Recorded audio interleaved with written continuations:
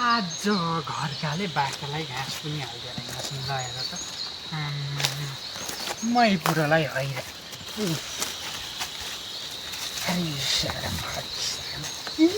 साह्रो गति छोडेका हो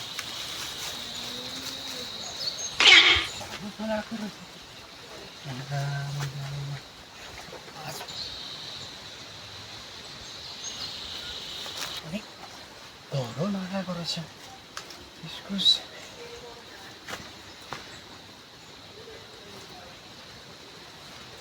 इस्कुस त निकै गतिरहेको छ बुढाका इस्कुस भोलि चाहिँ सबै नुहाउँदै भयो बुढालाई ए यो ढाका पर छ नि दिनदिनै यसका त लाखेस न आज म निकै ठुला फाल्दा रहेछ अन्त गजबले आज लगेर उसिनेर नखाइ नुहाउने भयो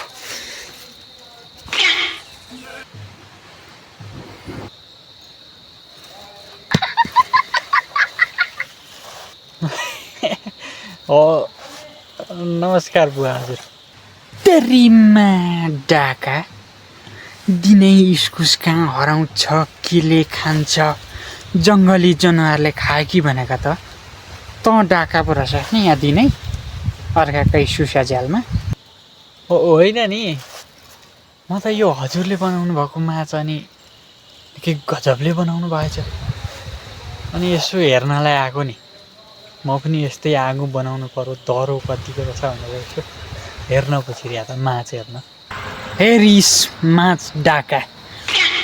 कति इस्कुस फल्याएर छन् के फल्याएर छन् कसरी लैजाउँ भन्दै हेर्न आएको होला डाका तेरीमा डाका यहाँदेखि जान्छस् कि हानु यही इस्कुसका दानाले लड्ने गरी